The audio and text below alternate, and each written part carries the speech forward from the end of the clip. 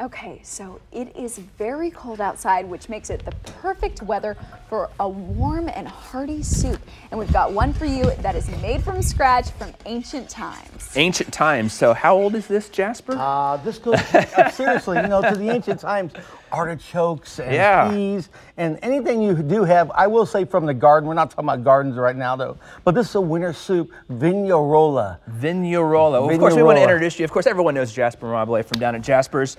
We always love having you here. Can I tell you something real quick? Please. I follow you on Instagram. Oh, thank you. And I love seeing the pictures of the food that you post. But dude, you make me so hungry. That's all good. The time. That's a good thing. It's working then. It's totally working. So let's talk about the soup. What's all in it? Because we have a lot of great ingredients here. Kind of walk us through how to get started. So I like a little bit of guanciale. That's up to you. Guanciale is from the cheeks of the hog. Guanciale. Guanciale is like a bacon, but it's from the cheeks. So you like can a add bacon that. oil? Yeah, it gives a little flavor at the beginning. So I'm just sauteing a little bit of guanciale right now. Okay. As that is sauteing, and I did this for about 4 or 5 minutes before while you all were talking.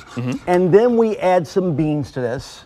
So the beans, it's just regular beans, cannellini beans or white beans. It doesn't matter. And I have like a little stew of beans here because I always have a nice bean stock during the winter time. But you could just use a canned bean. It's okay. And what does vignarola mean?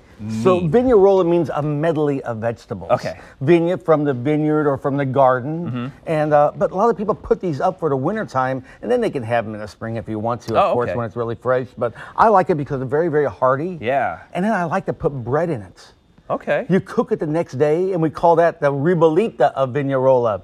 Why do when you say it, it sounds so great? Ribollita means to reboil, so you could say it's very simple. Ribollita. Ribollita means to reboil. That's what's great about the Italian language. I mean, if it's not, a dish is not named after a saint or a grandmother or an aunt who passed away, of course it has some history behind it. And that's what this dish has. So here we have these just sauteing just for a minute. And if you could pass me some artichokes. Okay, here's the artichokes. It's wintertime, of course. I love, and believe it or not, the frozen artichokes are so much better. Are they really? The canned ones have like a vinegar taste to them. Yeah. And you don't want that because it could really change the soup over. Okay, so frozen are better so than the frozen ones are really better. And they're very, very hearty.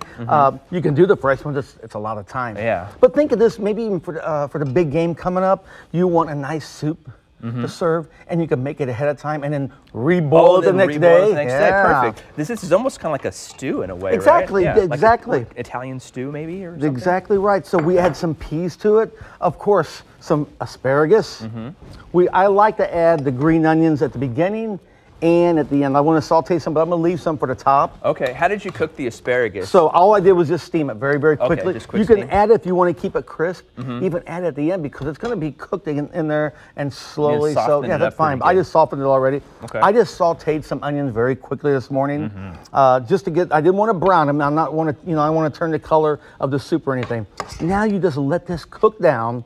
As it cooks down, all the flavors come together. We're building layers. Yeah. And that's what it's all about soup. You could put everything in a crock pot, or an Instant Pot and get it done in 40 minutes, or in a crock pot in 6 hours. But here you add at certain times and you'll get all the flavor to come out. Okay. Then what do we use for our broth here? So you got some over on I do. I have some chicken broth already prepared ahead of time. Okay. We add the chicken broth and just let that cook down. And then I add a little bit of wine because this really kind of finishes it. Just a little more flavor, and then we'll add our herbs. And it looks like a lot of wine, but you need it for the flavor. Okay, and then you talked about, layering it and having it build the flavor like that. What I've found with like soups and chilies, if you kind of let them sit, maybe like the ribollita, is that what you said? Oh, yeah, exactly. Does it really help blend the flavors It gives all the flavor because, exactly, you can make this in 20 minutes, and it'll heat up and you're fine. It in like 3 minutes. Exactly. Well, I did have some things prepared ahead of time for TV, but as this cooks and just simmers down, all the flavors are coming together. Yeah. And that's what you want, just like a chili, just like any stocks, like my chicken stock. You just slowly cook that.